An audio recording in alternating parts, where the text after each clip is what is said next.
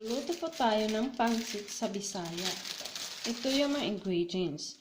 1 sibuyas, 3 cloves of garlic. Tinadtad ko na siya na maliliit. Ito naman, yellow pepper and green pepper. Sa atin pa atsal, kung may atsal. Ito naman, green beans. 1 carrots, mga 1/4 ng ano ba to? Cabbage. At ito naman, ano ba tawag sa atin? Mangetout. At hindi ko alam kung ano yan sa Bisaya or Tagalog. Ito yan siya. Yan siya. Niwa-hiwa ko lang kalahati. Tapos 4 na chicken thighs. Then mga kalahati na chicken noodles gagamitin natin. Habang noodles, tapos nagpa-init din ako sa kawali na oil. So, let's start.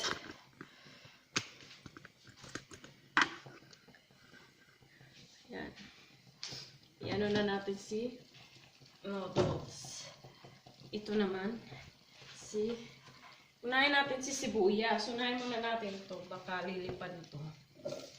So, sa Bisaya, papagdali na kaglupad ng kalha.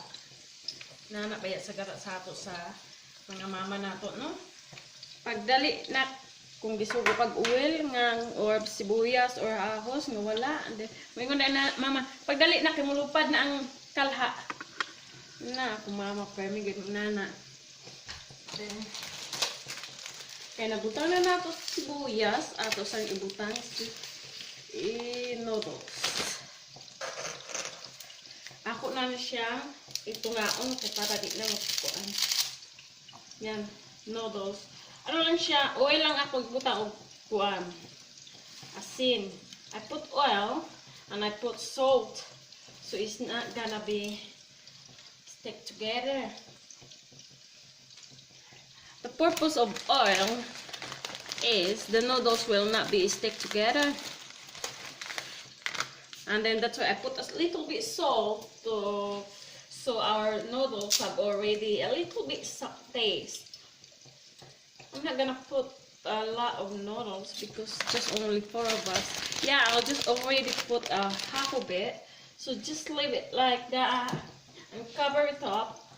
Wait until it's boiled or wait until it's cooked.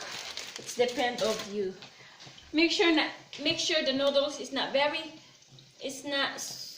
overcooked, because leave it little bit hard because you're gonna stir fry that together with the vegetables.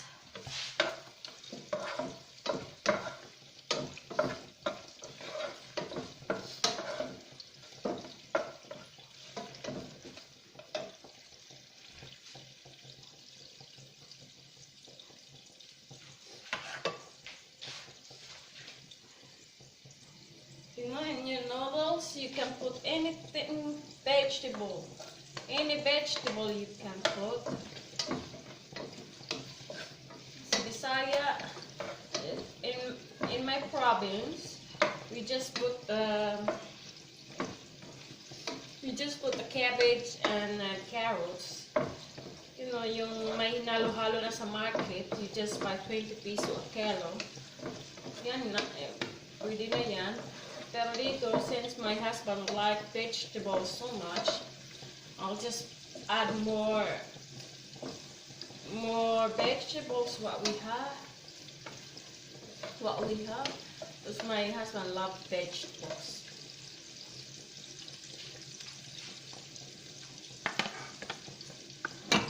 Yeah.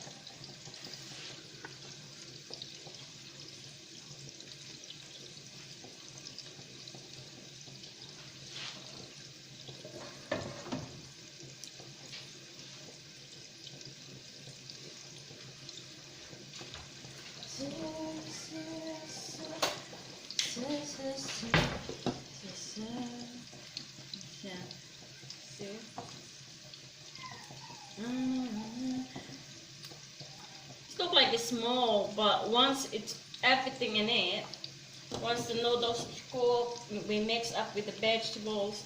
Oh, it's too much. It's not too much when you eat it. You know, if you don't waste your food, it's too much when you just waste it. But so far in everything what I cook, we did not waste because we are food lovers. Now my garlic is alright for me and my onions, so I will put the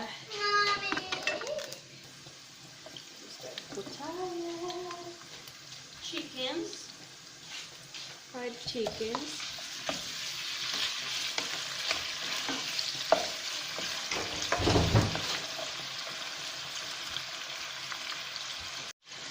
Okay.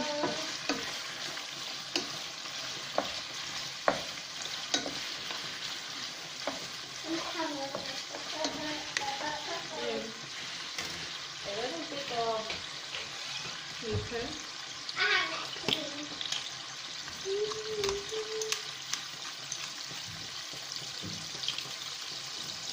Hindi ka nilagay ko kasi my children don't like pepper.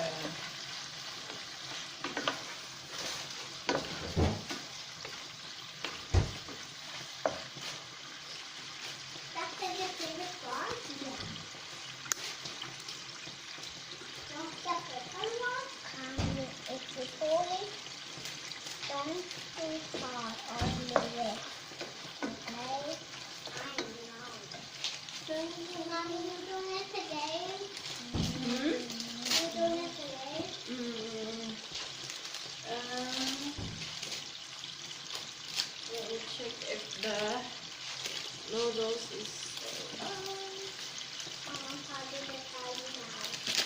okay. See, nagdidikit-dikit siya pag ano.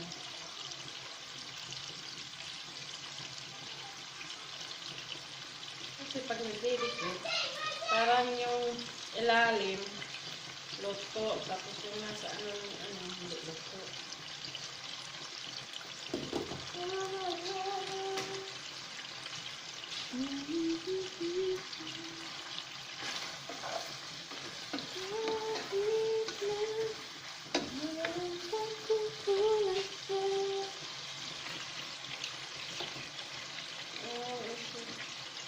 Oh yeah, tama. It's enough hot. I think we may cook because I will put this later in the stir fry. So yeah, that's enough for me. It's like a half cook. So leave it like that. You don't want to cover it because once you cover it, it's more cooking.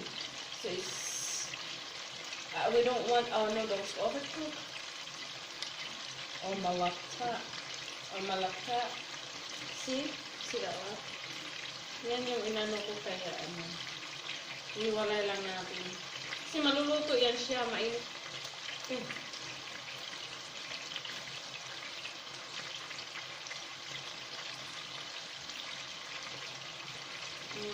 Yan. Huwag nang takpan, leave it like that. Kung nasa ibang bansa na na-miss na yung pansit, yung walang pansit. Meron akong pansit, ibang mga ganon. Na-miss ko yung pansit talaga, nasa Bisaya, kaya ito. May nag-suggest akin. Actually, my sister-in-law told me that I can cook also stir fry like this. So I said, why not? I will have a go. That's why I try it.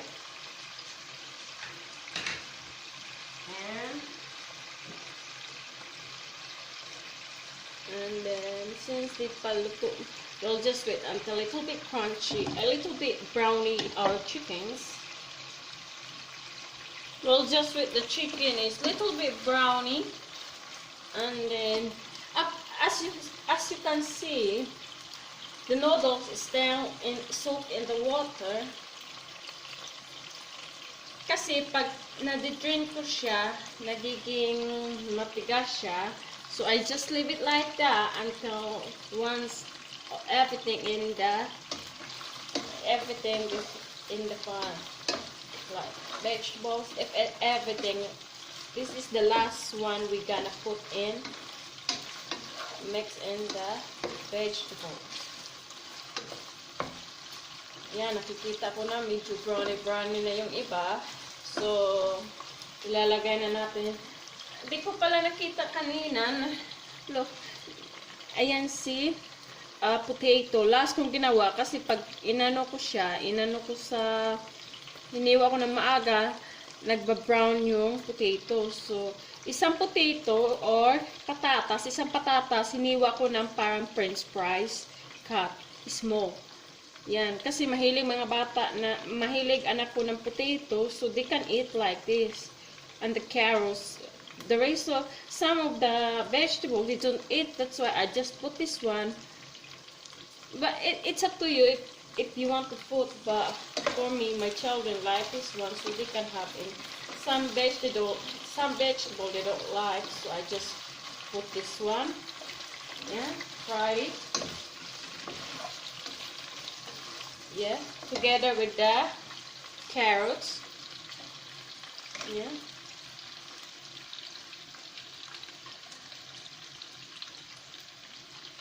Kung sa Bisaya lang kung sa amin, we just put cabbage and carrots and then etc. That's it. Pero in my version, I just put any vegetable because like what I said, my husband likes vegetable in he loves vegetable so much. So we order outside like 2 times a week. Then the rest I always cook at home because I don't want the children eat, we don't know what they cook. I want my children very healthy. Yeah, we like 2 times a week. We like every Friday we have a fish and chips. Then Sunday night we have Indian food. Yeah, that's why it's like Sunday is my off from cooking. In the dinner time, we just treat sometimes the children in a McDonald's or KFC. And then in tea time or night time, that's our Indian food. So yeah, that's my day for cooking. My husband all the time works, that's why he can't cook for me. And I don't want him to cook because he's so like he forget the ingredients of salt. He forget, even though I didn't put salt, but it's like you need something to taste in your food. But my husband's like something missing the way he cooks. That's why I'll do it myself. But it's nice sometimes when your husband doing cooking. Make you rest from it. Yan, ready na siya. For me, it's ready na. So we just put what's this? Green beans or bagyo beans. Tama lang yung pagkaluto ng potato at sa carrots. Huwag nyo masyadong lutuin. Yung law lang kasi yung iba hindi pa luto, kaya kasi pag overcook nyo, laka na siya. Tama lang. Tapos pwede na natin to isabay. Ito masarap to sa sabay na natin yan at saka si cabbage. Kasi si cabbage, kahit maliliit, matagal yan siya maluto. Ayoko sa cabbage na half cook. Kasi iwan ko, di ko siya tayo pag half cook, kaya gusto ko siya sa half cook. Ay, sa overcook. Yan. Lagay na natin yan. Maluluto yan sila. Ang pinakahuli natin ilagay si atsal or si yellow pepper and si green pepper. Then after natin mahalo-halo this one, we'll get soy sauce.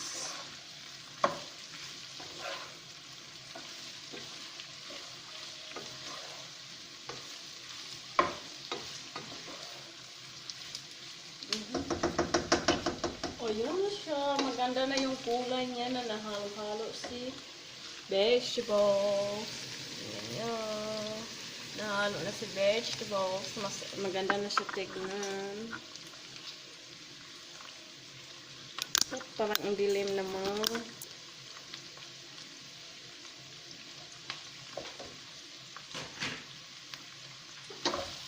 Ayan. Okay na yun siya. So, ilagay na natin si soy sauce.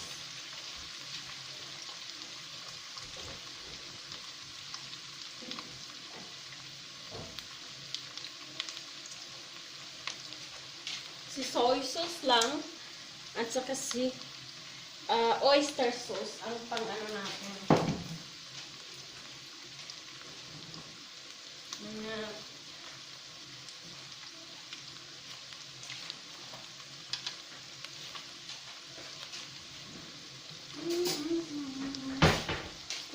spoon mga almisi.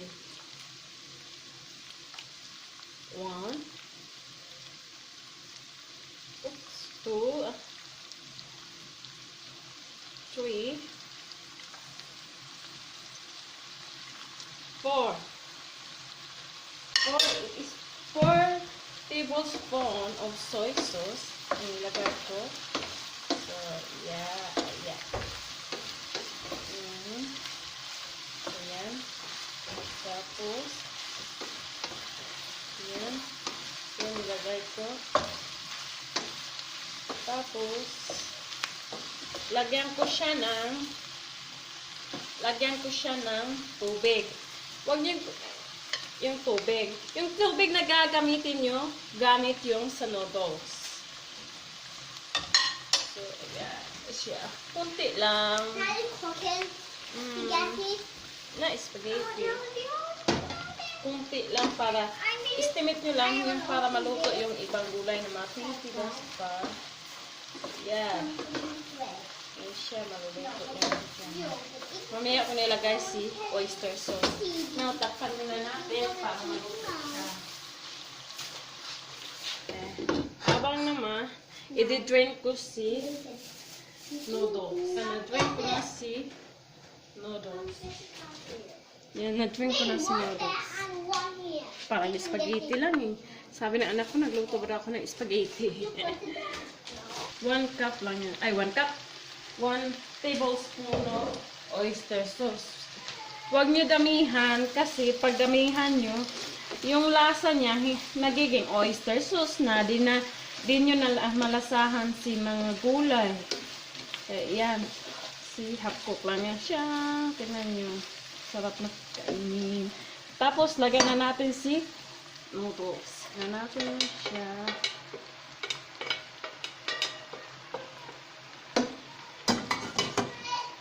Yan. Nakikita nyo na. Parang ano naman siya, kung sa Bisaya, paluspad, ambot. Kung sa Tagalog or English, apel. Apel di ay. Ano siya, oh. Mix lang ng mix. Halo lang ng halo. Lagyan pa din natin ng kunting soy sauce kasi para masakiton atong gulay. Ay masakiton atong noodles kay luspad. Subot nga na itong 2 teaspoon. Ayan siya. Ayan siya. Okay. Lagyan din natin sa pizza. Ayan siya.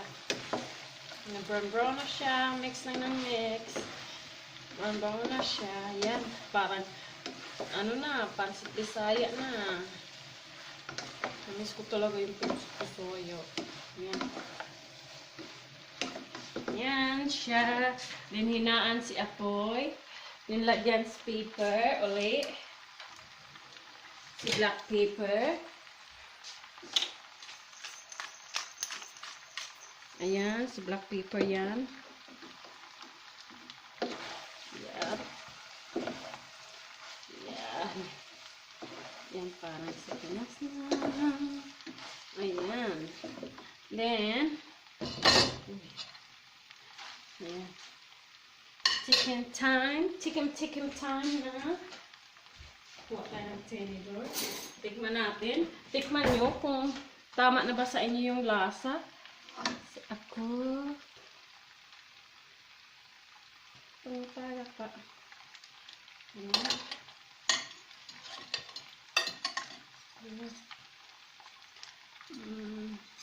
Kadugay pag liko-liko nga. Excited na ako. Ayan. Tikman natin. Uy, namatarap na.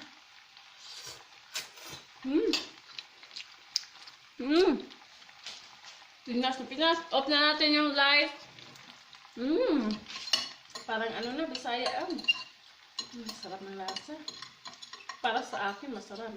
Tama lang. Hindi natin nilagyan ng asin. Hindi na kasi ako naglalagay ng mga asin dito. Minsanan lang.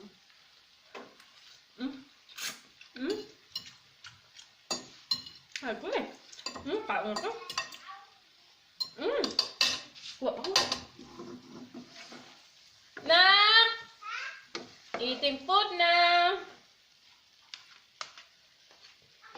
Ready na? Ayan siya. Nilagyan ko siya ng rice. Rice is life. Rice is life? That wasn't Filipino. Parang nasa Pinas lang ako. Sa Bisaya. Sarap to pag alam niyo nagliligo kayo.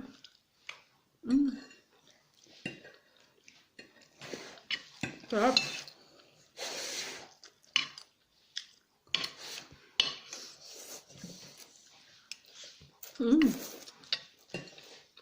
Not good. Chicken. Yummy.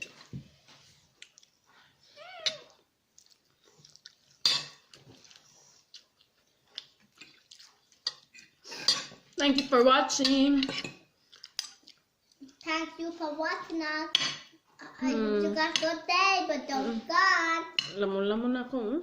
Lamit na. Magtiwas ako kaon guys. Thank you for watching. See you in our next video.